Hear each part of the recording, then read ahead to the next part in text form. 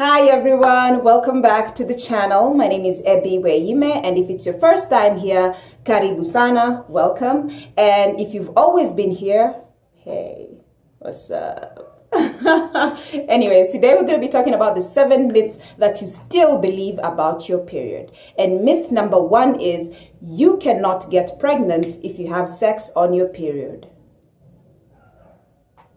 No.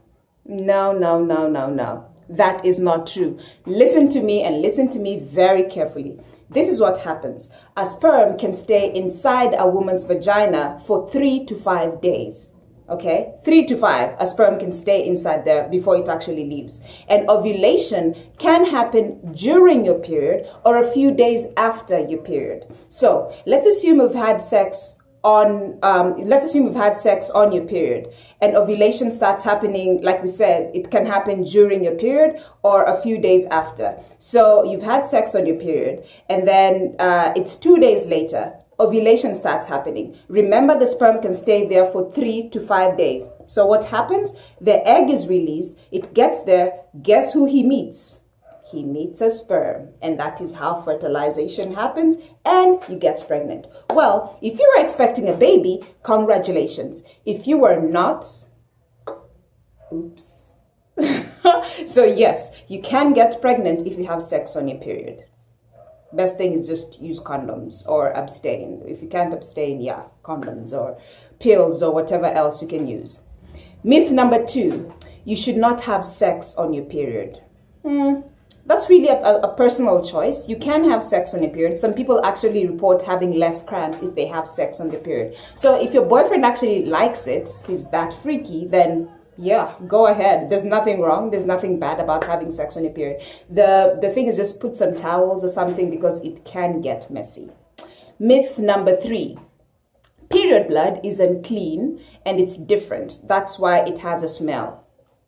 Okay, if you watched my last video last week, you will know that your period blood has no smell. So for example, if I cut myself here right now and smell it, there will be no smell because period blood does not smell. What causes the smell is the exposure to air. So when you wear pads and tampons and then there's exposure to air, that causes the smell. Also, the chemicals and the bleaches they use in pads and tampons, the moment the chemicals get into contact with your blood, that's what creates, there's a chemical reaction and it creates that smell. Otherwise, if you use a menstrual cup, no smell, it's odorless.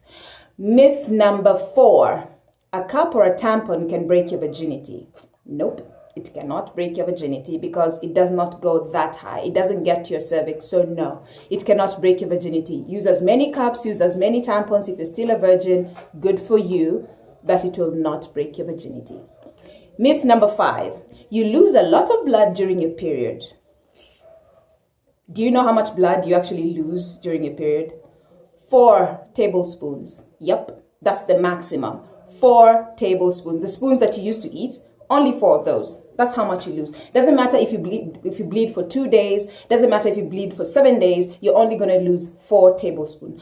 4 tablespoons. Why it looks as if you're bleeding more is because the blood is mixed with mucus and tissue. Remember, if you watched the last video, you know that your uterine lining, when it's coming out, it's mixed with blood. So with the blood and the tissue, it makes it look as if you're bleeding so much, but you're really not. And if you think about it, if you were really bleeding that much, we would all be anemic. Honestly, there's no way you can bleed for like that much for 7 days and still be living and breathing and enjoying life. 4 tablespoons, that's all you lose. The next myth is if you miss your period, you're pregnant. Also not true. If you miss your period, yes, there are chances you're pregnant. If you are having unprotected sex, then yeah, you better get a pregnancy test. But if you miss your period, there's so many things that would cause that.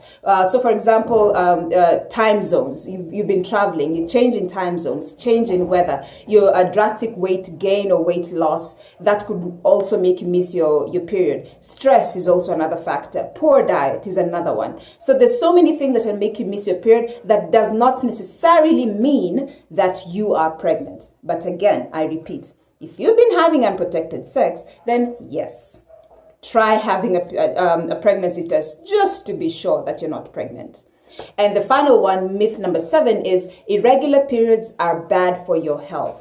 Nope, they're not bad for your health. And especially if you're young and you've just started your period, it will take at least a year for you to become regular. And for some women, they just never get regular. Like they could be 30, 35 years old, but they're just not regular. That's just how it is. And there's so many things that could be causing that. So I'll give you a personal example. When I started my period, I started it in class 8, and I was never regular until up to form 2. I was still not regular. Like my periods would come and then they disappear for 5 months, then come back again, then disappear for 2 months, then come again. Then I'll be regular for 3 months, then they'll disappear for another 6 months. That's just how it is. There's nothing wrong about it. And for me, it was 3 years of being irregular until now when I'm finally regular. But there's some people who still will never get regular, and that's just how it is. There's nothing wrong. There's nothing wrong with being irregular. Though for people who have been regular and all of a sudden they're now irregular, there are usually three main factors that cause you, that may be a reason why you're irregular. One of them is stress. Stress is a big one, and I'll give you an example of a personal friend of mine who, she was on a period when she learned that I think the boy was 3 or 4 years old. He had a fall and he died. Yeah, it was very tragic. And she was on her period when she heard that news. And she always says that her period disappeared for 6 months. Yeah, the moment she heard the news, the period just stopped and they never came back for 6 months. It's the amount of stress and the amount of shock that she was in. It's very powerful how your mind just connects with the rest of your body. So stress is a big one. If you are stressed, the chances are you will become irregular. The second one is illness, and that doesn't just mean vaginal illnesses. Any kind of illness can make you be irregular. A road accident or diabetes or high blood pressure, that can make you be irregular. And the last one is, like I said, there's so many, but the top 3 that I know is intense exercise. And I don't mean your 30 minutes that you do. I'm at my mama's house. It's a farm. What can you do?